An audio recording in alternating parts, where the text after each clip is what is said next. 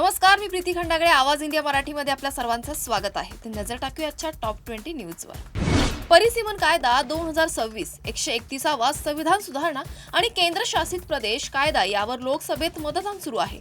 या 3 विधेयकावर लोकसभेत मतदान चालू असून प्रस्ताव पास झाल्यावर चर्चा केली जाईल. संविधान सुधारणा विधेयकावर मतदान झालं असून 207 आमदारांनी पक्षात मत दिलंय आणि 126 आमदारांनी विरोधात मत दिलंय. आतापर्यंत 333 आमदारांनी मतदान केलं आहे.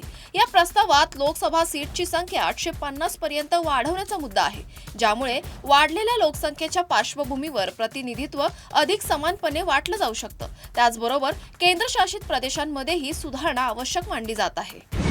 आजपासून संसदेच्या विशेष अधिवेशनाला सुरुवात झाली आहे. हे अधिवेशन 2 दिवस चालणार असून महिला आरक्षण कायदा लागू करण्यासाठी नारी शक्ती वंदन अधिनियम विधेयक सादर करण्यात आलं आहे. या कायद्याअंतर्गत लोकसभा आणि विधानसभांमध्ये महिलांना 33% आरक्षण दिलं जाईल. यासाठी संविधानात दुरुस्ती केली जाणार आहे. लोकसभेतील खासदारांची संख्या 543हून 850 पर्यंत वाढवली जाईल आणि महाराष्ट्रात लोकसभेच्या जागा 48 वरून 72 होण्याची शक्यता आहे. 2029च्या लोकसभा निवडणुकीत हे आरक्षण लागू होईल. नारी शक्ती वंदन विधेयकावरून राजकीय वाद सुरू झालाय. खासदार संजय राऊत यांनी केंद्र सरकारवर टीका करत म्हटलंय की हे महिलांना 33% आरक्षण देणारे विधेयक प्रत्यक्षात लागू होणार नाही. त्यासाठी जनगणना आणि मतदारसंघ पुनर्रचना आवश्यक असल्याने सध्याच्या परिस्थितीत हे लागू करणं शक्य नाही, असं ते म्हणाले. राऊत यांच्या मते हे ऐतिहासिक म्हणत असलं तरी प्रत्यक्षात हे भाजप शक्ती विधेयक आहे. तसेच हे विधेयक संसदेत मंजूर होऊ देणार नाही, असा इशाराही त्यांनी दिला आहे. मुंबईतील दादर येथे नारी शक्ती वंदन महिला संमेलन मुख्यमंत्री देवेंद्र फडणवीस यांच्या प्रमुख उपस्थितीत पार पडलं. या कार्यक्रमात बॉलिवूड अभिनेत्री रवीना टंडन यांचा विशेष सन्मान करण्यात आला. देशातील नारी शक्ती वंदन अधिनियम विधेयक अंतर्गत महिलांच्या राजकीय सहभागाला चालना देण्यावर भर देण्यात आला. यावेळी बोलताना रवीना टंडन यांनी सरकारच्या उपक्रमाचं कौतुक करत आजचे सरकार फक्त बोलत नाही तर कृतीतून करून दाखवतं, असं मत तिने व्यक्त केलंय. कार्यक्रमात महिलांच्या संसदेत सहभागामुळे देशाच्या विकासाला गती मिळेल असा संदेशही देण्यात आला आहे. महाराष्ट्र विधान परिषदेत 9 जागांसाठी 2026 मधील निवडणूक कार्यक्रम जाहीर झालाय. निवडणूक आयोगाने याबाबत माहिती दिली असून 12 मे रोजी सकाळी 9 ते दुपारी 4 वाजेपर्यंत मतदान होईल. त्याच दिवशी निकाल देखील जाहीर करण्यात येतील. विधान परिषदेसाठी 9 सदस्यांचा कार्यकाळ 13 मे रोजी संपणार आहे. TCS नाशिक प्रकरणातील HR मॅनेजर निदा खान फरार आहे आणि सध्या भिवंडीत लपल्याची माहिती मिळाली आहे. तिचा दिल्ली ब्लास्टमधील डॉक्टर शहीनशी कनेक्शन असल्याचा संशय व्यक्त केला जातोय. या प्रकरणामुळे तपासाला राष्ट्रीय सुरक्षेच्या दृष्टीने महत्त्व दिलं जात आहे. पोलिसांनी विविध ठिकाणी शोध मोहीम सुरू केली असून नागरिकांना संशयास्पद माहिती तात्काळ पोलीस ठाण्यात कळवण्याचं आवाहन करण्यात आले. IT कंपनीतील धर्मांतर प्रकरणाचा तपास आता ATS कडे सोपवण्यात आला आहे. नाशिकमधील TCS कार्यालयात HR मॅनेजर निदा खान हिच्यावर काही महिला कर्मचाऱ्यांनी गंभीर आरोप केल्याची माहिती समोर आली आहे. तक्रारीनुसार छळ, दबाव टाकणं आणि धर्मांतरासाठी प्रयत्न केल्याचे आरोप करण्यात आले.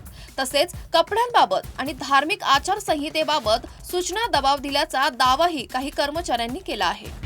दिंडोशी पोलिसांनी उपचाराच्या नावाखाली लोकांची फसवणूक करणाऱ्या भोंदू बाबा विरुद्ध FIR दाखल केला असून त्याला ताब्यात घेतलं आहे. हा बाबा दारूची बाटली आणि बोकडाचे काळीज मागत असल्याचा आरोप आहे.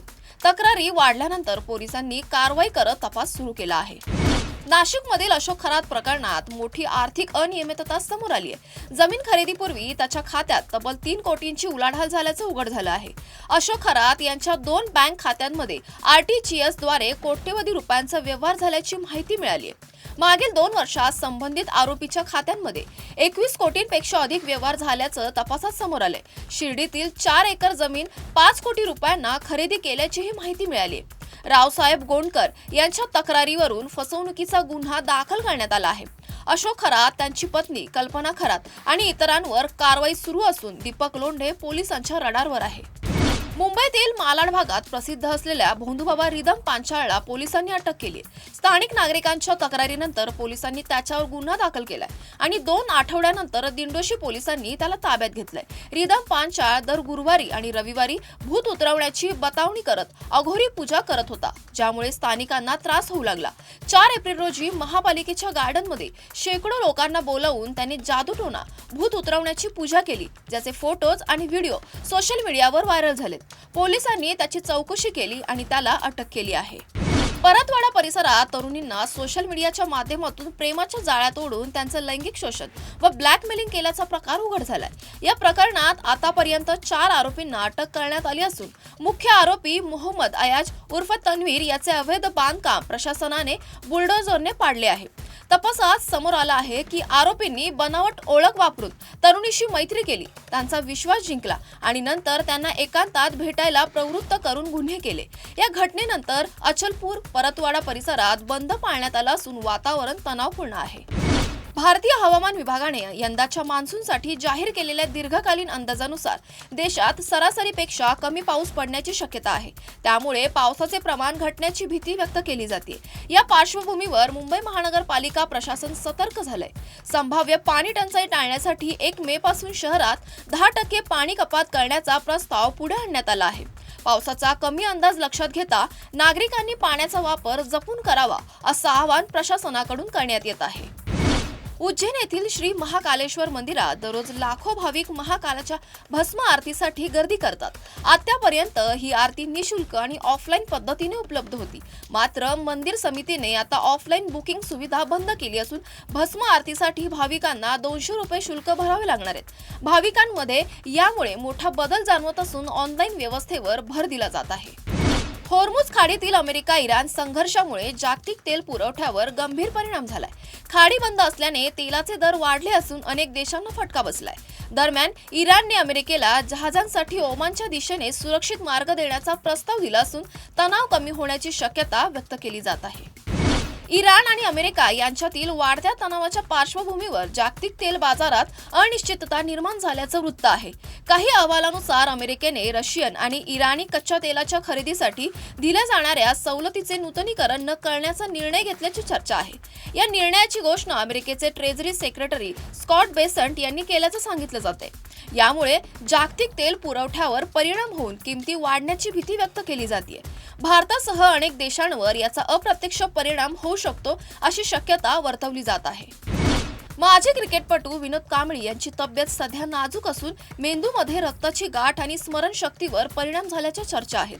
डॉक्टरांच्या अहवालानुसार त्यांची स्थिती गंभीर दिशेने जाऊ शकते असा इशाराही दिला जातोय। या कठीण काळात त्यांचे बालपणीचे मित्र सचिन तेंडुलकर यांच्यासह अनेक माजी क्रिकेटपटू मदतीसाठी पुढे आल्याचंही सांगितलं जात आहे। मुंबई इंडियन्सने चांगली सुरुवात केल्यानंतर सलग 3 पराभवांचा सामना केला आहे। त्यानंतर कर्णधार हार्दिक पांड्याने संघात बदलाचे संकेत दिलेत। पंजाब किंग्स विरुद्धच्या सामन्यात मुंबईच्या प्लेइंग 11 मध्ये बदल होण्याची शक्यता आहे। खराब फॉर्म मध्ये असलेल्या तिलक वर्माला संघातून वगळले जाण्याची शक्यता वर्तवली जात आहे। रजत पाटीदारच्या नेतृत्वाखालील रॉयल चॅलेंजर्स बेंगळुरूने आपला विजयी प्रवास कायम ठेवत 23व्या सामन्यात लखनौ सुपर जायंट्सवर 5 विकेट्सने एकतर्फी विजय मिळवलाय। लखनौने प्रथम फलंदाजी करत 147 धावा केल्या, पण आरसीबीने हे लक्ष्य 15.1 षटकात 5 विकेट्स गमावत 29 चेंडू बाकी असताना 149 धावा करून सहज पूर्ण केलं। या विजयात विराट कोहलीने महत्त्वाची खेळी केली आहे, तर हेझलवूडने 5च्या इकॉनॉमीने गोलंदाजी करत 20 धावात 1 विकेट घेतली आणि मॅन ऑफ द मॅच ठरला आहे। आरसीबी आणि लखनौ सुपर जायंट्स यांच्यातील सामन्यात विराट कोहलीने 34 चेंडूत 49 धावांची संयमी खेळी केली। तो अर्धशतकापासून अवघ्या 1 धावेने दूर असताना आवेश खानच्या गोलंदाजीवर निकोलस पुरनकडकडे झेल देत बाद झाला। त्यामुळे विराटचे 66वे अर्धशतक हुकले आणि स्टेडियममधील चाहत्यांसह अनुष्का शर्माची स्टेडियममधील तिची रिॲक्शन खूप व्हायरल झाली। विराटने आऊट झाल्याने चाहत्यांच्या प्रमाणेच अनुष्काही निराश झाली होती। मी सावित्रीबाई ज्योतिराव फुले या मालिकेने संपूर्ण महाराष्ट्रात चांगला प्रतिसाद मिळवला आहे. सावित्रीबाई आणि ज्योतिराव यांच्या शिक्षणाविषयीच्या संघर्षावर आधारित या मालिकेत आता एका निर्णायक टप्प्याची सुरुवात होणार आहे. जातीभेद, अंधश्रद्धा आणि अन्याय विरोधातील त्यांचा संघर्ष अधिक प्रभावीपणे दाखवला जाणार आहे. डॉक्टर अमोल कोल्हे आणि अभिनेत्री मधुराणी गोखले प्रभुलकर यांची एंट्री होऊन हा महत्त्वपूर्ण टप्पा साकारला जाणार आहे. तुर्तास वेळ झाली इथेच थांबण्याची. अशाच महत्त्वाच्या बातम्या बघण्यासाठी पाहत रहा आवाज इंडिया मराठी शोध सत्याचा.